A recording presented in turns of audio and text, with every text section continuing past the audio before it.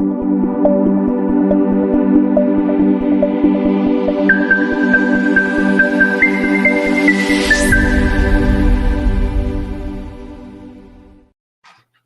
everybody. This is JC Brando or Juan Carlos Brando, and thank you so much for joining us today in this noon Q&A show with the attorney Margaret W. Wong, who has over 47 years of experience working in the immigration field and helping thousands and thousands of families every single year so that they can have an immigration relief in the U.S.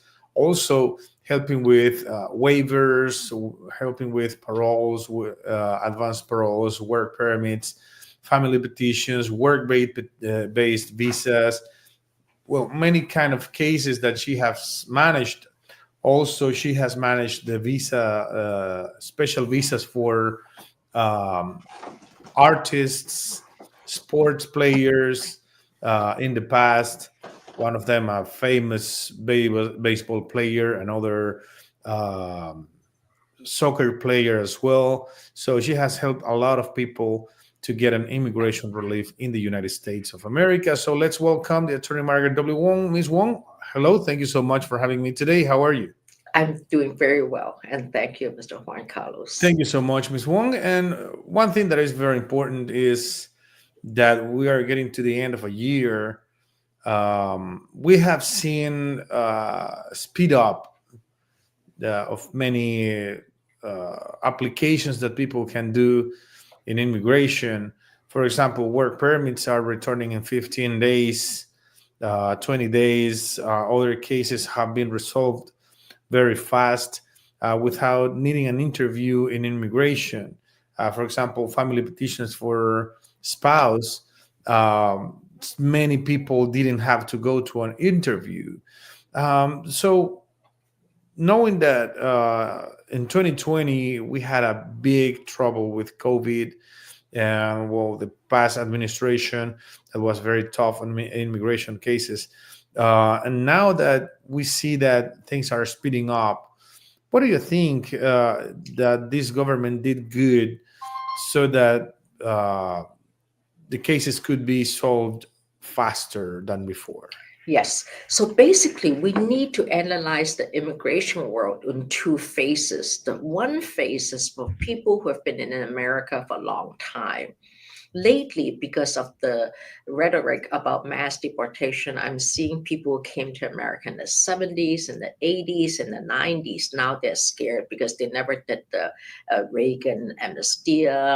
The Iranians, because of the fall of the Shah, now some Iranians, and of course, most of them are in the 70s or 80s now because they're older. I actually represent some Mexican people who are on the railroad on their retirement. Can you imagine? I'm 74, they must be already in the 80s because in those days, the railroad, the Pacific Railroad, the American railroad system hires people and not asking for status. So people are coming out. So the first phase was worrying about people who's already in America, who needs a work permit or need a way to stay or path to something because they're retiring, they paid into our Social Security system forever and ever. Because until the late 90s or 96, 97, people can get Social Security. In those days. So you get a Social Security, you file tax return, you work without papers, and nobody pay attention, especially people from more the Latino countries because it's right next door, Hispanics and stuff, even the Canadians. But Canadians, because they don't need a visa to come to America, is very different from the Latino or Hispanic people who need a visa to come to America. That's one phase. The second phase is from people who are still outside the country, and America has been trying since Obama, and then Trump, and then Biden to stop them from coming. Now, I absolutely, and I think most Democrats, most immigration lawyers like us, the old ones, the young ones, we all agree that absolutely people should not come to America illegally, or at least wait a little bit before this is too much. America is America, which means that our economy is also not as good. Of course, the European economy, the German economy, the Japanese economy are worse. So please don't come to America now. On the other hand, we are not advising closing border. People still need to come with legal visa, and I would like to spend some time explaining what's a legal visa. You can come on an E visa, it's an investment visa, entrepreneur visa. You can come on an O visa. You can come on EB3, EB2, EB1. Those are all legal entry. Tourist visa, the parole is EB1, but I think Trump would take it away. So these are people who wants to come now, and how could I come legally?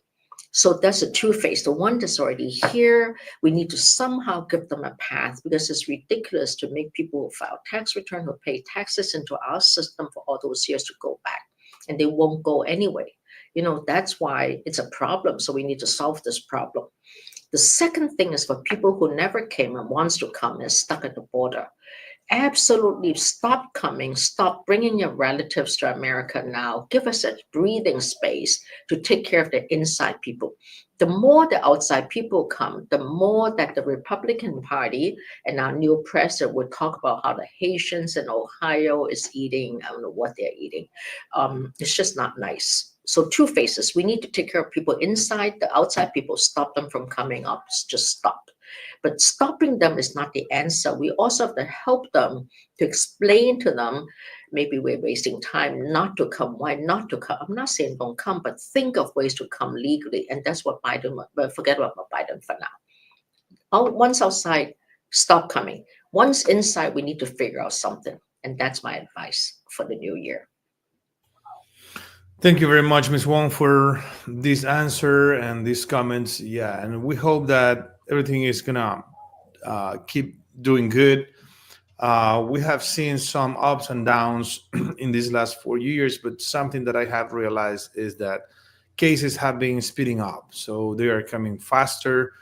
Some people have been waiting forever for an immigration case, 10 years, 8 years, and some others just filed and they are going through. So hopefully the immigration system is not going to be damaged, because I understand, Ms. Wong, as you mentioned before, that they hired a lot of people to work for the immigration service, right? Yes. Yeah, so Yes. that explains a lot why they are working faster and making the immigration system more efficient. So let's go ahead and start with the first question, Ms. Wong. The first one says, "Hi, Ms. Wong. I came with my family 15 years ago. Some of them are already citizens, but I am still no documents. I am married but have no children. My husband is permanent resident through his job. We just married. I entered through Canada with no inspection. I am from India." India. Okay. So first thing you need to do is file the I-130. He only have, and the good news is he got his green card through employment base, like EB3, EB2. He did not get the green card through another marriage. That's awesome. Number one, file the I-130. And that case, the I-130 would take anywhere between 9 months to 3 years, because he's only a permanent resident. Then you need to, once he became a citizen, you need to do an upgrade.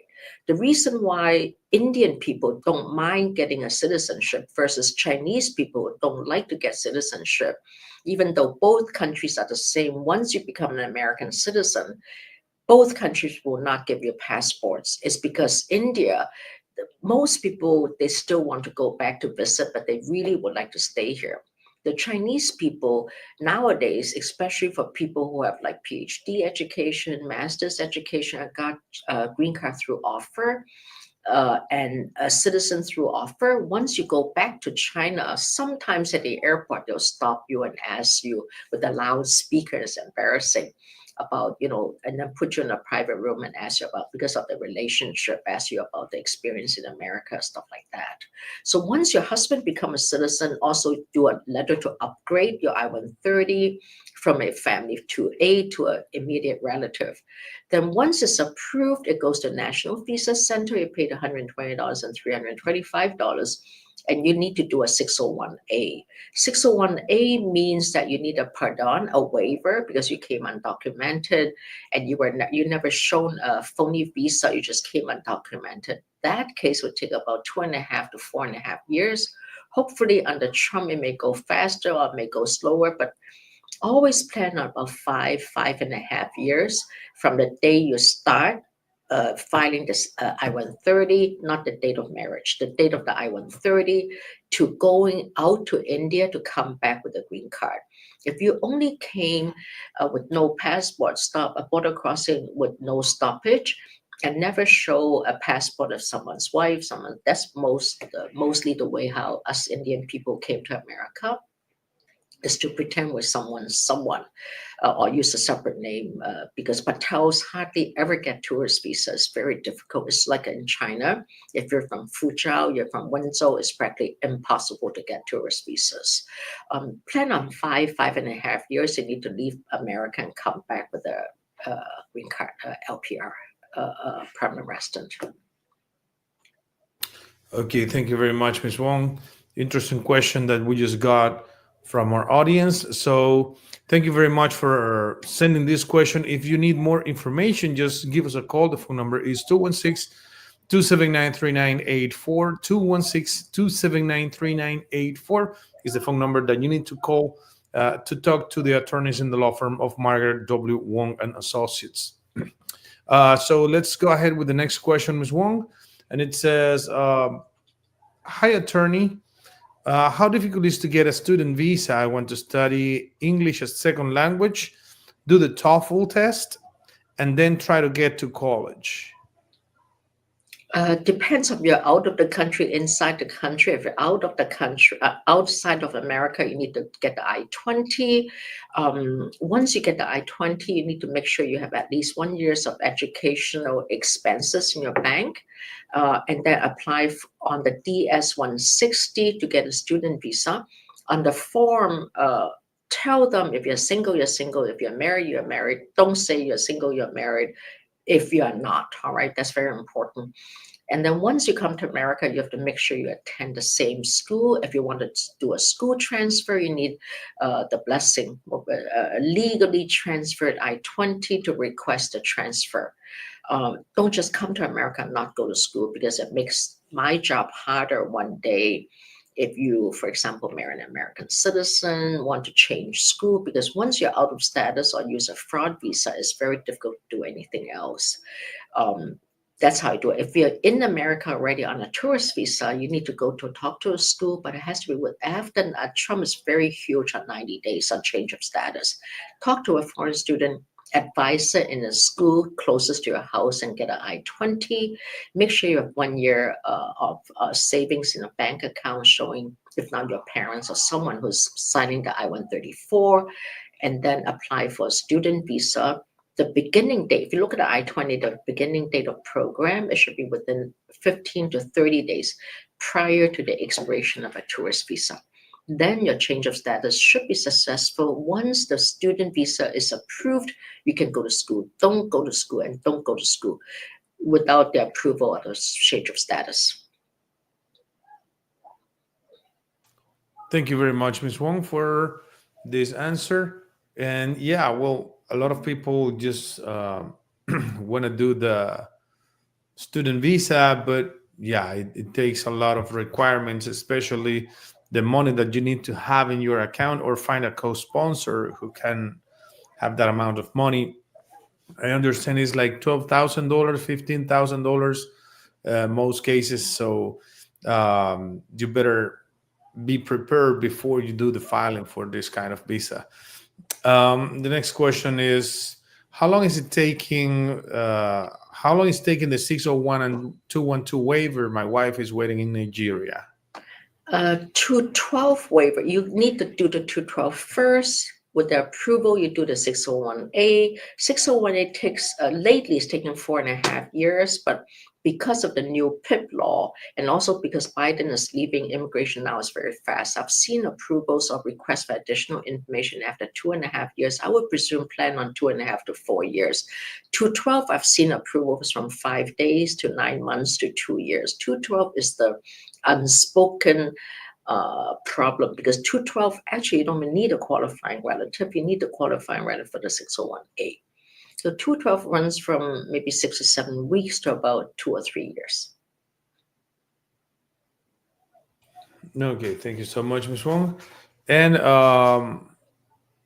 The next question is very interesting too. Don't forget that you can call the phone number 216-279-3984. 216-279-3984. Attorney Margaret W. Wong with over 47, almost 48 years of experience working for the immigrants in this country, in the United States of America. So if you need more advice, if you need more information, just give us a call. And she has offices in 7 cities of the United States: Atlanta, Chicago, Cleveland, Columbus, New York, Nashville, and Raleigh, North Carolina. And it's just one phone number: 216-279-3984. Um, the next question is: my asylum case was admin closed. Will the next administration reopen these cases? Yes, years ago when in 2012, 2013, I've seen a lot of admin close file, but when Obama came in, when Trump came in, they reopened it, especially those kids who have criminal records. Like, for example, my case is closed. I have a DUI yesterday, and somehow a year later they open. Um, so sometimes, but for now, please don't worry about will they open, will they close. Actually, opening is not that bad because in those days, an admin closed file, it's difficult to get a work permit. Nowadays, it's as long as it's open, you can always file whatever is needed, get that stamp. You need that stamp. That's under Trump. That's why a lot of work permits are denied. To reopen is not bad. Then we just have to work hard to at least get you another 5-year work permit. Always look at something bad and turn it into something good. In Chinese, we have the words "I gay," and I love the Chinese language because I also came out, I was only 19 years old. So I always remember how my teacher always teaches "I gay" means that anytime there was a loss, there was a danger, like my dog is being attacked by a bigger dog, but by a wolf. The way we write those two words means it's an opportunity to excel, opportunity to give you a win. So instead of saying, oh my gosh, the case is reopened, what do I do now? Look at it and say, oh my gosh, now I can get my work permit. It's good for 5 years until Trump lost. And better yet, in the meantime, what changed between 5 years ago, 10 years ago, till now that could I win this case? Don't think we're going to lose. And I tell all my lawyers that my law firm, all my friends who do this kind of work, always walk into your courtroom knowing you're going to win. We had an Atlanta case that we spent a lot of time preparing it. It was a Chinese case, it's a 1-year case. We expect to win it. And when we walked into court, the government wants to dismiss, the judge agreed. So I was the first thought from my partner, who's really actually better than I am when it comes to court work. He was totally disappointed. That's ridiculous. The judge should have, especially on a winning case, a good judge would have looked at the file. Most old judges, they don't look at the file because, people like us, we're used to things. We just assume, oh, they're going to lose. But you cannot do that because the world has changed. A lot of these newer judges, and it's a pleasure to appear in front of them because they do review the file because they're new. They're not as secure in who they are. It's not like us old people, it's like, oh, I know my case. You can't do that because yesterday I felt very bad. So now we have to do a refile. But instead of worrying about a refile, now we say, good, I can use my receipt notice from the first filing, which is also a new, which is also 1-year filing. File the new case. Now we can add it. Because there was a few years that whatever the ground, and I couldn't because these are privileged information. So I'm going to make the case better. I'm going to hopefully win this, and they owe me because they should not have dismissed this. And don't think immigration don't care, because if they know they're in front of a worthy opponent, they do care. Because this is all, immigration had changed. Years ago, it's about, for them, it's more about justice. On discretion, if I like this person, I would approve the case. Nowadays, immigration is also about winning. That's okay. So we work with them. They want to win, so do we. So this is more now a serious. In the olden days, it's like, okay, I know I'm going to walk into court today in 10 cases. I know I may lose 4. I'll give them 4, but they have to give me 6. I'll give them 6 to give. So those were the days that was gone, because those were days that, normally the same lawyers represent a lot of cases. You go in there and say, oh, this case I know I'm going to lose. This case I'm going to win it. So, Your Honor, You want me to go on record or you just grant? And so, but those days were gone. It was like 20, 30 years ago, even 15, 20 years ago. So it's sort of fun to know the history of what you do. And I'm lucky, I'm fortunate because I still remember the old cases and I still remember the new cases and how you get even. You don't get mad, you get even. And you prove to them just because you are African American, you're Chinese, you're whatever you are, you're Mexican, whatever you are, you can do this thing. And that's why people like us, we're very good because we just don't give up. We don't have the luxury to give up. We don't have parents who own a house who can support us when I lose my job, So we can do this. And I need you to walk with me to help all of us who looks like us, who think like us, know that we're not going to give up. We'll still remain in America for the next 4 years. Thank you so much, Ms. Wong, for this answer. And well, we keep receiving more questions. If you need more information, just give us a call. The phone number 216-279-3984 is the phone number that you need to call in order to talk to the attorney Margaret W. Wong and Associates. We have another question. I had an arrest case without any trial, which was dismissed and I expunged it. My spouse is in the process of filing a marriage based green card for me. Will I be on radar for deportation? Normally, no. If you only have one green card, even though one criminal record, even though expunge my record is, you need to unexpunge it. It sounds really stupid. To unexpunge it, look at the record, see what it is. Even DUI one is not that bad for application of green card purpose, but I do recommend you to unexpunge it and also get the court record and the certified judgment entry. Normally, the RFB, that means the court, the CIS, this is not a court case. Court is more DOJ. This is a CIS case. CIS may give you a RFV, a response for additional information on they want to certify. Nowadays, they're sort of tough. They will ask, and Trump will ask. Once Trump come in, the indictment, which they shouldn't, they need only the certified judgment entry to see what you pled guilty to, because the indictment is always a lot more than what you plead because they over indict. That's what prosecutors do. Yeah, this person is adding that his or her attorney wants certified court documents, but my criminal attorney is having difficulty in No, getting no, no. them. You don't need a criminal lawyer. I know it's difficult because criminal lawyers are very different from immigrant. Criminal lawyers, they go to the plea bargain, they go talk to the prosecutor, talk to the judge. They go to all these dinners and parties. They belong to criminal defense association. Immigration lawyers, we don't get to do all that. It's all about writing, being cerebral. Think is a very lonely job. It's not a group job. It's very lonely when you represent and do work in immigration. But all top jobs are alone and lonely. So you don't even need to talk to a criminal.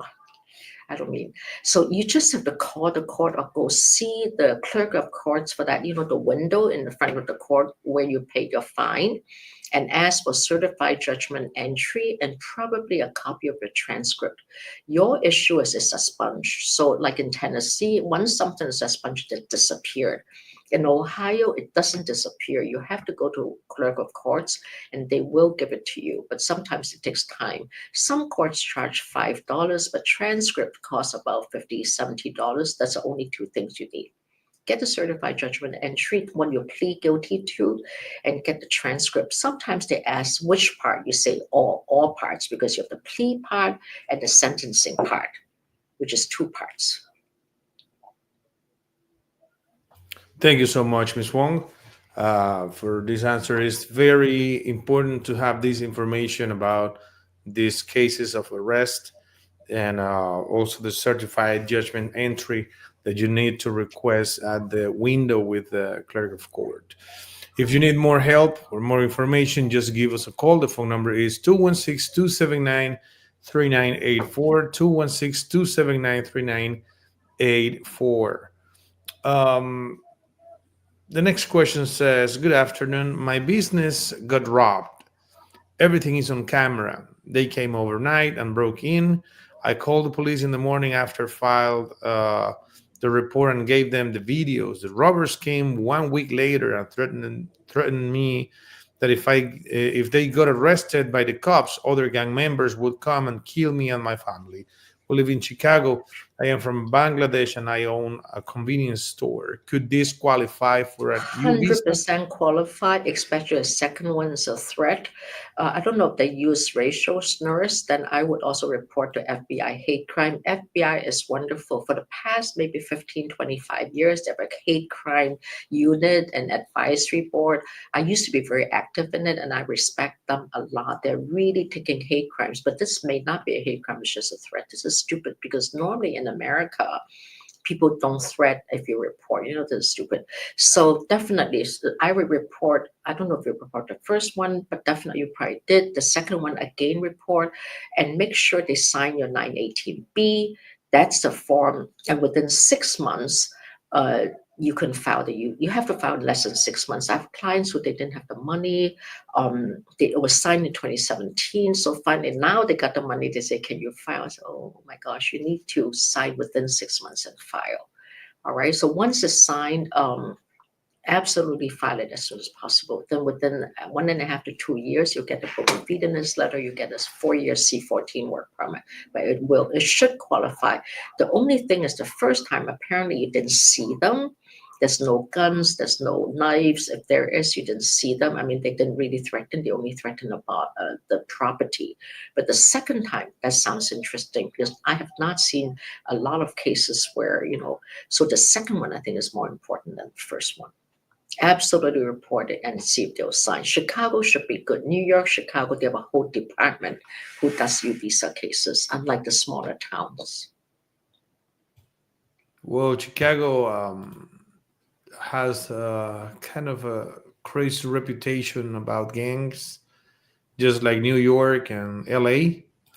So hopefully you can get something out of this, and just don't forget that you are in the United States of America, and this is a great country, and they will not come back for you. But just stay aware of everything and ask for the police to protect you a little bit more, at least for now. This next question is my husband is a U.S. citizen, but he's mentally disabled now. I take care of him, but he's not able to file a case for me. Can I file a petition myself? I am from Mexico. That's weird because I don't know how you came to America, became undocumented. He needs to do the I-130 and Part A. But as long as he reads and writes, he can just sign a name. That's all you need him to do. So I don't understand why, because he's disabled, he cannot do it.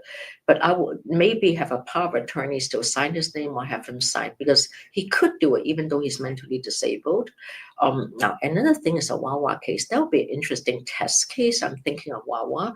Wawa means that he neglected, abandoned, or abused you, or it's an abusive case, right? So but he did not neglect, abuse, at least not intentionally. Maybe do a Wawa case, but this is a case you will have to fight. But I don't understand why he cannot file for you because even though he's mentally disabled, even though he's dementia, he can still file for you. Yes, Ms. Wong, this person just added something to the question. And she says, when we married, he was starting to suffer Alzheimer. Right now, he does not remember anything but things of 50 years ago. Oh, so you may have children. Oh, whoa, whoa, whoa, whoa, whoa. Even though he has Alzheimer's, doesn't mean he cannot sponsor you. Just sign it or have the lawyer or have the social worker talk to them. Absolutely, he can sponsor you. You married him, you slept with him. It's 50 years. What is this crap? And how did he get green card? How did he get citizen? Why 50 years didn't do it? Maybe there is a Wawa case, especially if you have children. I won't worry about that. Love, I said, has to be equal. You cannot let him get away with it, and you have to take care of him forever, and he cannot even sign a piece of paper. What kind of love is that? Yes, Ms. Wong, this person says that they got married 5 years ago, but he only remembered things of 50 years ago. He has Oh, I'm sorry. I thought, okay. long-term So memory, five but not years ago, short. so if you enter legally, all you need is his signature of the I-130, his signature of the A64, and also his tax return, as long as he and you filed married and separate. If not, You're right. If not, then what happened? Why did you marry him if he was that sick? These are things that you love each other, so something happened. So maybe I would still file it and see how bad. Mr. Juan, what do you think? I think he could do it, right? Because if he is sane enough to marry you, unless it's a fake marriage, but if you prove that at the time of inception of the marriage is not a sham marriage, you got it. It could be a lot of things, Miss Wong. It looks like a real marriage. Why would you marry someone that is starting to suffer Alzheimer? So there could be a lot of questions related to it. What I would say is just do what you need to do, because the worst thing you do is not to do nothing. Just try and let's see what happens. That's what I would say. Try the I-130 and see what happens after that. Thank you so much, Miss Wong. We have a last question today. It Oh, you know what? says, Try the 42B, the 10-year cancellation. If you were here more than 10 years, your husband has dementia, needs you. So I would even do the 10-year cancellation case. yes. Okay, and Sorry. the last question we have today, Miss Wong, is BFD. I don't know what that means. Approved 6 months ago. Bona fide. I think it's bona fide. Approved 6 months ago, but I have not received EAD card. Check your old filing or with your lawyer. Normally, some lawyers don't file the work permit until they receive the bona fideness letter or the informational letter. Other people like us, I like to file at the same time more because I'm worried I forgot about it. So check if it was filed initially. If not, hurry up and file it together with the letter. You should get a work permit within 3 weeks to about 3 months. And on the Right. category, say C14, C14. Okay, thank you so much, Miss Wong. It says they already filed. Okay. Then go to the web, USCIS web, the public inquiry, and push it 2 times and go to Ombudsman. Ombudsman, that's what I really worry about. But Ombudsman now is one of the, in fact, the best up to the past 15 years. I'm worried if Trump comes in, we lose the service of an ombudsman. But right now, ombudsman is awesome. And when you do the ombudsman attach, if you have a lawyer, attach it to 28. If not, just do it yourself. Ombudsman is good. If not, go to your local congressional or senator. Don't pay a lawyer. These are 100% cases. Thank you so much, Miss Wong. Well, we are done for today, Miss Wong, and right now this is the last show before Christmas. So thank you so much for your time, for your heart, and for your hard work every single day working with immigration cases, helping thousands of people every month. So thank you so much for one more year of service, Miss Wong. Thank you so much. And for everybody who has joined us today, happy holidays, happy end of the year, and see you in just 1 week, next Thursday, that we're going to be back in English with the attorney Margaret W. Wong. Thank you so much, Miss Wong, and happy holidays. Happy holidays.